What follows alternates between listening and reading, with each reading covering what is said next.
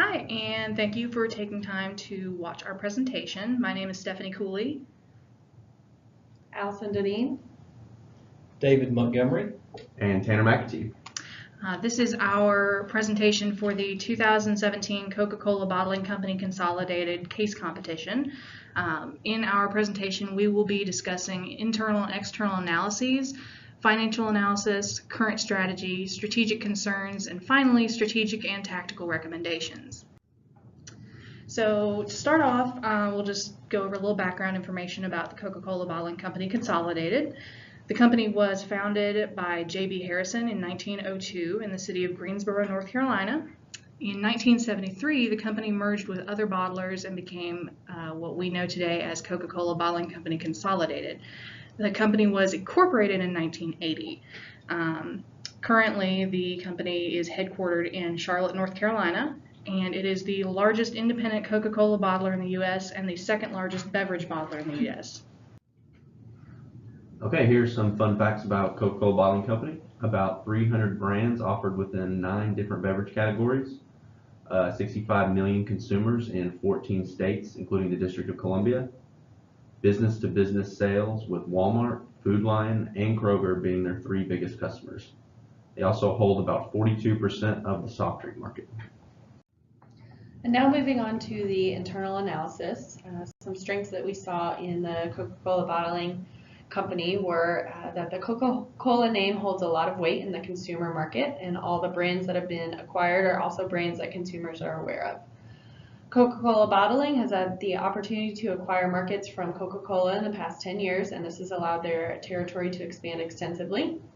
Coca-Cola Bottling has a great company culture and is known for their servant leadership.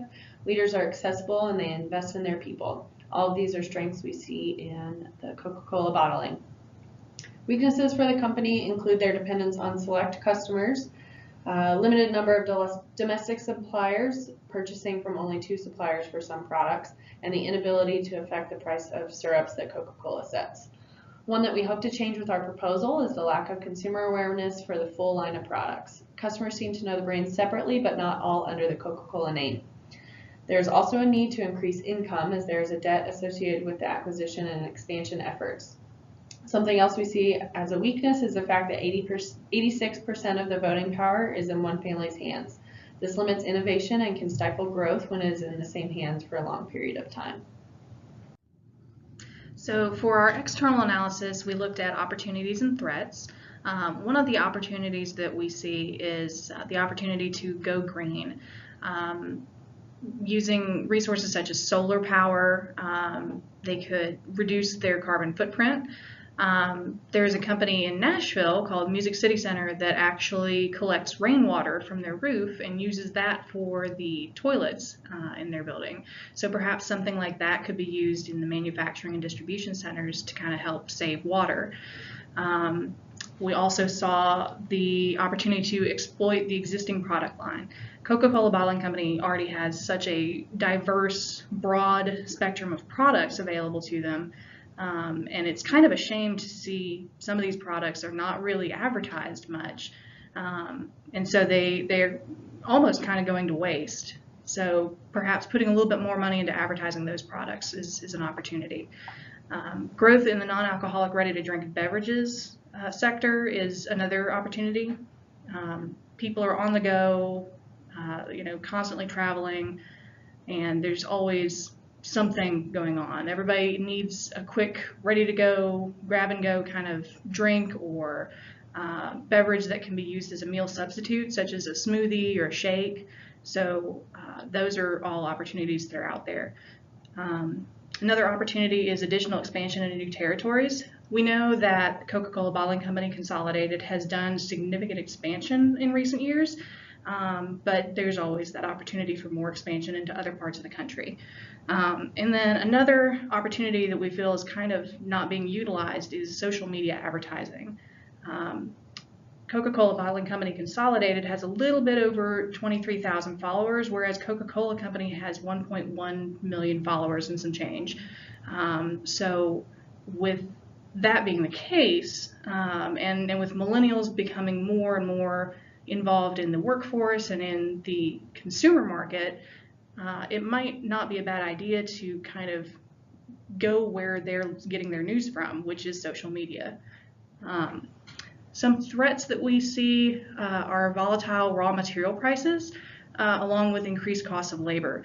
Both of these things can cause an increased cost of production, which would cause prices of the products to go up and could benefit your competition, which is another threat.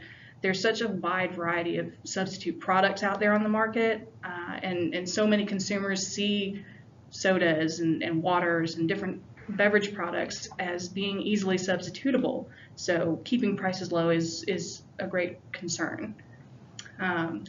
Social movement towards more health-conscious lifestyles is another threat. For over 100 years, Coca-Cola, Bottling Consolidated, and the Coca-Cola Company in general have been associated with soft drinks.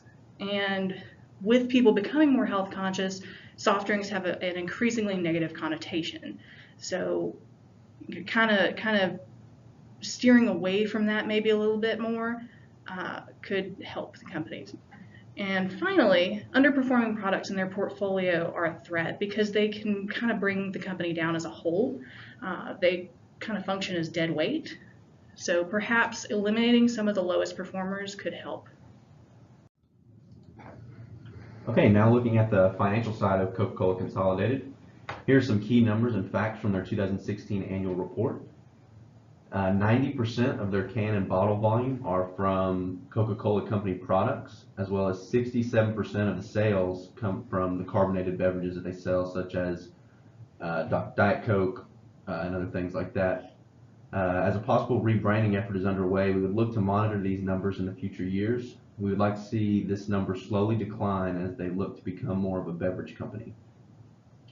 Coca-Cola Bottling has also done a very effective job at hedging commodity products.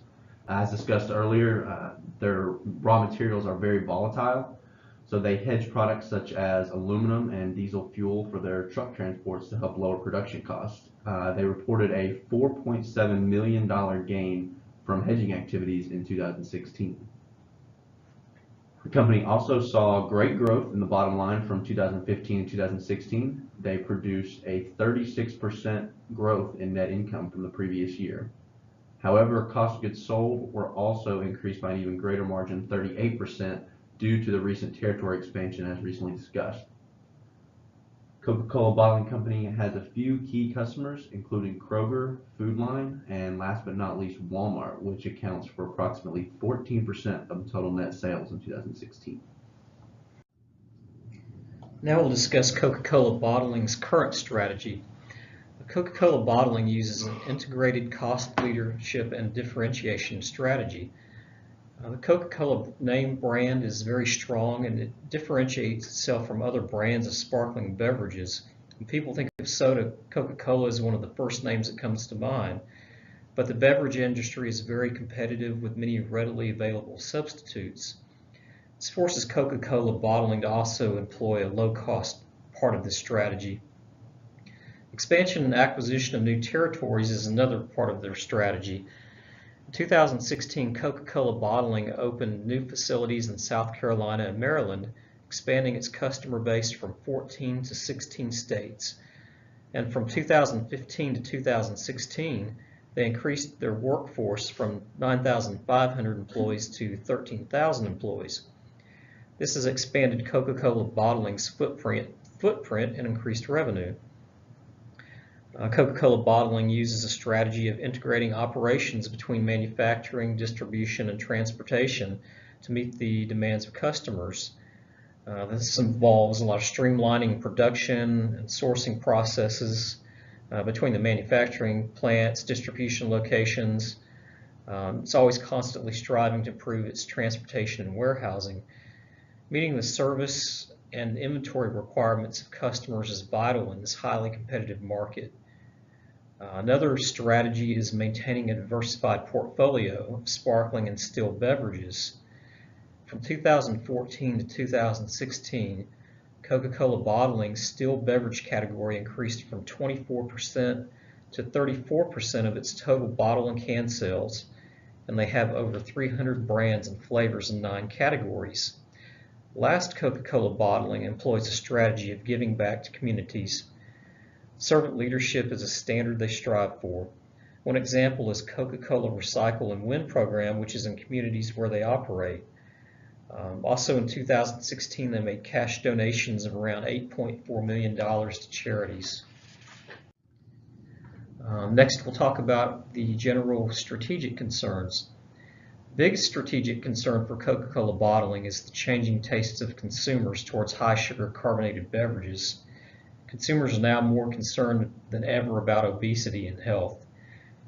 While Coca-Cola's name is a strength among sparkling beverages, it's also associated by some with high sugar and unhealthy drinks.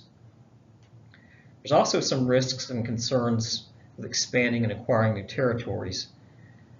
Coca-Cola Bottling must properly integrate new facilities and operations into their company, or their operational efficiency could suffer and reflect poorly on their brand. Also, the work culture of new acquisitions may not be compatible.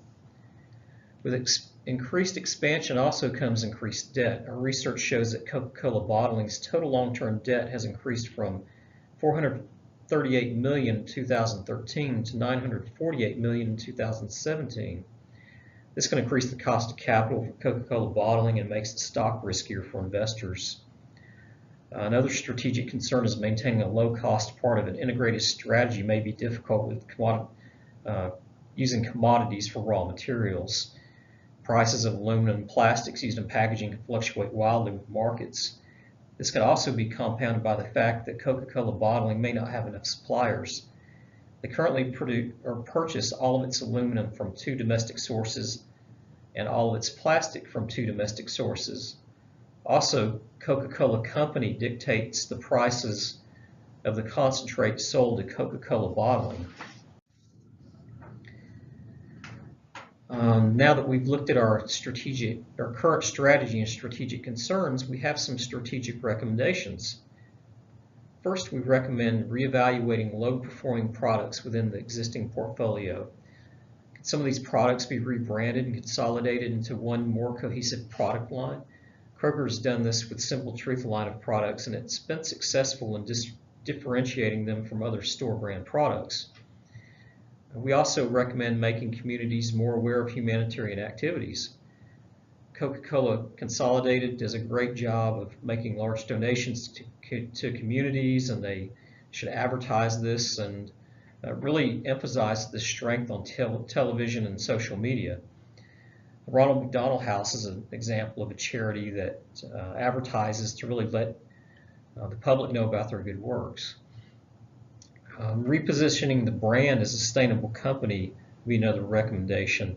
One way to do this would be through developing more eco-friendly, biodegradable packaging.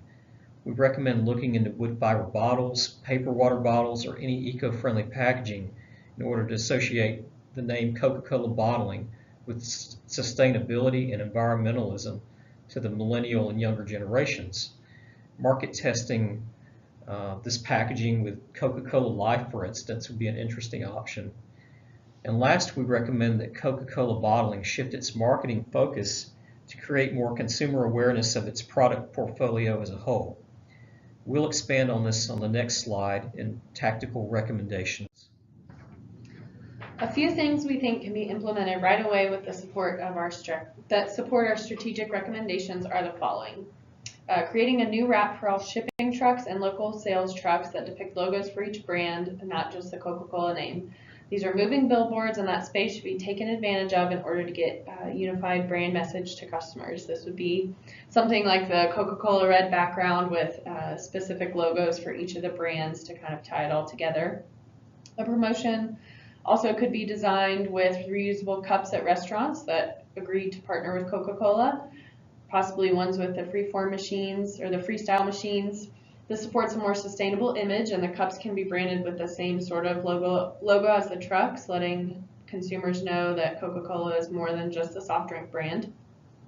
Packaging should be developed with a more sleek, modern appearance in addition to the eco-friendly options, and make sure that that is unified across all the brands as it makes sense. Sleeker packaging equates to a healthier, smarter choice. like the smart water bottles and the new Minute Maid juice bottles that are sold in grocery stores. On these new, sleeker packages, the Bottled by Coca-Cola messages should be larger and bold so it sticks out and people take note of it.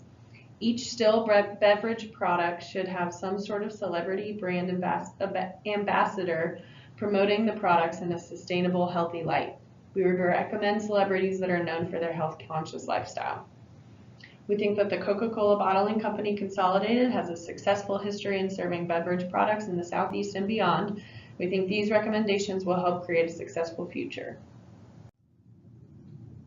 These are our sources, and thank you for watching.